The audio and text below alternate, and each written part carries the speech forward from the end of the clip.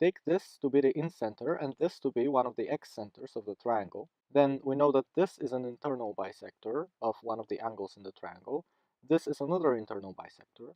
And we know that this is an external bisector and this is an external bisector. Take a look now at this quadrilateral. Two of its angles are 90 degrees.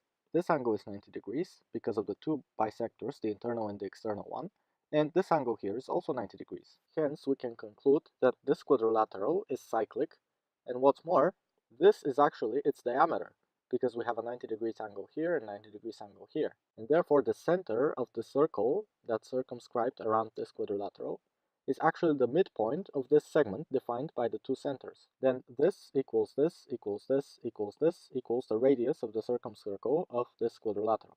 What else can we say about this point? Well, you see, it lies on the perpendicular bisector of this segment, the side of the triangle, because this equals this. It also lies on the angle bisector of this angle, because this, passing through the incenter and one of the x-centers, is the angle bisector of this angle.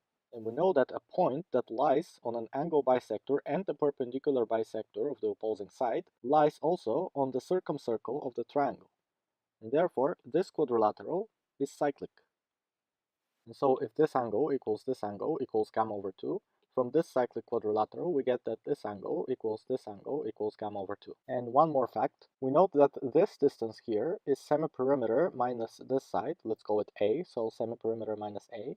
And this distance here is also semiperimeter minus A, from the point of tangency to this point. We also know that this point is the midpoint of the side, and therefore it is also the midpoint of this segment here.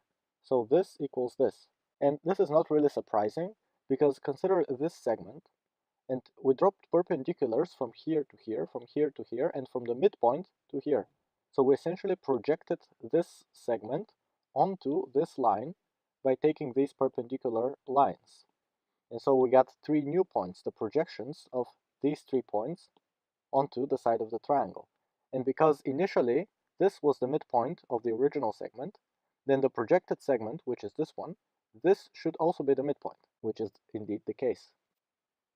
So to recap, we already know that if we intersect the angle bisector with the perpendicular bisector of the opposing side at a point, then this point lies on the circumcircle of the triangle. But now we know also that this length equals this length equals this length equals this length, and that this quadrilateral is cyclic with center of the circle right here at this point. This is what I'm going to call the Trident lemma, because these 3 segments here kind of look like a trident.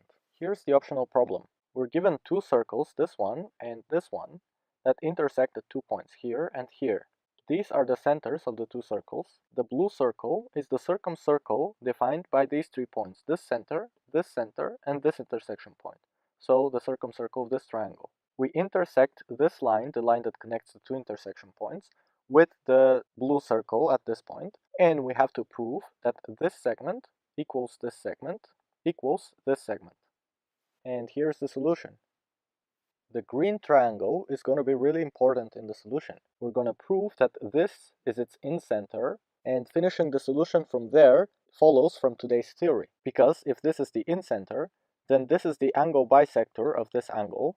The angle bisector intersects the circumcircle in the point which also lies on the perpendicular bisector of this. And so this is the center of the circle of the trident lemma. And because of that lemma, the distance from this point to the incenter equals this distance to one vertex equals this distance to the other vertex. The first thing we're going to prove is that this point, and this point lie on a straight line. Observe that this point and this point are symmetric images of one another with respect to this line.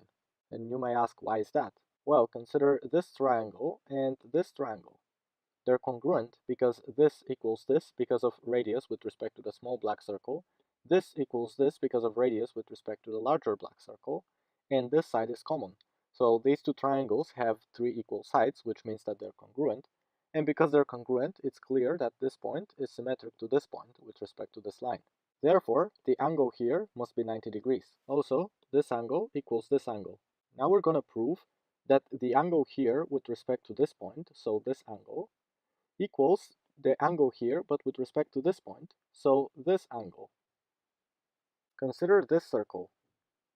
This arc corresponds to this angle here with respect to this point, this angle, and it also corresponds to this angle when it comes to the center of the circle. We know that this angle is twice as much as this angle. And so we can mark this angle to look like this, and keeping in mind that this corresponds to this vertex here.